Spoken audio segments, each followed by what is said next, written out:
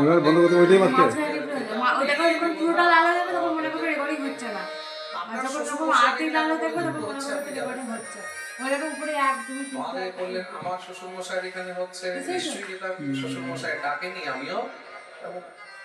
আরে মাতা পিতার কাছে তো না ডাকলেও যাওয়া উচিত, নিশ্চয়ই যাওয়া উচিত, কিন্তু শ্বশুর বাড়িতে না ডাকলে যাওয়া উচিত।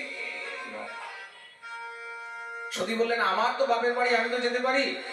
মহাদেব মানা করলেন যেখানে আমার সম্মান নেই সেখানে তোমাকেও যাওয়া উচিত। প্রেম সে বলো। সতী মানলেন না, শিবের অবজ্ঞা করে বেরিয়ে গেলেন। বাপের বাড়ি যাবো, তোমার কাছে পারমিশন নিতে হবে, চলে গেলেন। মহাদেব পিছনে নন্দী সিংহী ভৃঙ্গীদেরকে পাঠিয়েছেন, যাও গিয়ে খাবার অঘটন না হয়ে যায়। সতী যখন যজ্ঞোৎসবে গেলেন, দৌড়ে এসেছেন, সতী খুব ভালো করেছিস, চল ঘরে গিয়ে বিশ্রাম করবি। সতী বললেন আমি বিশ্রাম করার জন্য আসিনি মা, আমি এখানে যজ্ঞ দর্শন করতে এসেছি।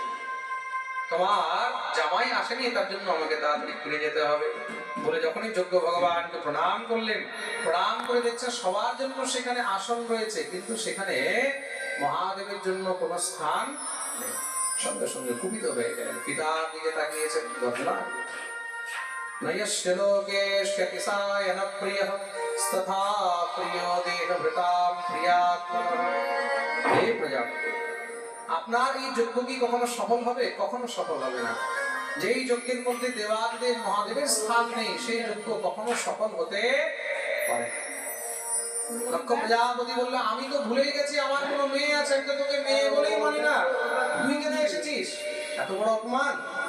ভগবতী সতী বললেন তাহলে আমি মহাদেবের কাছে কি করে ফিরে যাবো, যে দেহ তোমার শরীর থেকে উৎপন্ন হয়েছে?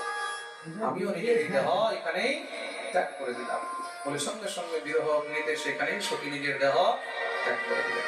সতীর দেহ ত্যাগ হয়েছে এই খবর যখনই মহারাজ রুদ্রগণরা দৌড়ে গিয়ে মহাদেব সেখানে মহারাজ ভালো লাগে না আমাদের, ও এমনি দাঁড়িয়ে যায় মানুষ। বন্ধ করবো কোথায়? ওই মাঝখানে বন্ধ করবো।